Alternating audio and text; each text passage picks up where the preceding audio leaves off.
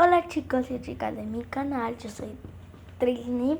Para el que no sabe, yo hoy hice un slime. Miren, se lo voy a enseñar. Lo voy a sacar para abrir un poco.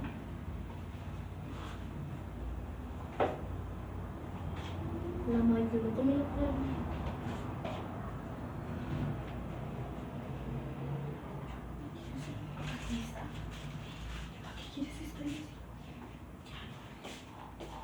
Chicos, estábamos haciendo este slime y si nos salió. Chicos, para que sepan, mejor voy a hacer más al ratito el otro slime. Voy a poner este corte y para mañana voy a hacer otro slime.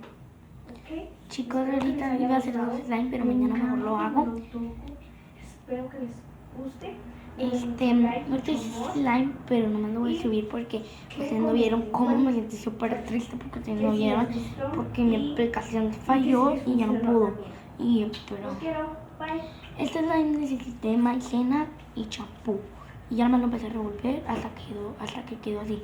Ustedes revuelven hasta que quede a su manera. Bueno, mañana les voy a hacer el otro slime. Espero que les haya gustado este video. A mí no me gustó mucho porque me sentí un poco triste. ¿Verdad?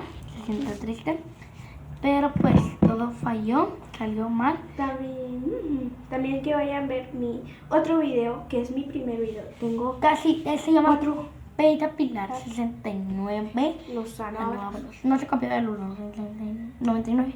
Bueno, pero este queda así. Bueno, denle mucho like, los amo. Denle mucho like, mucho amor y suscríbanse a este canal.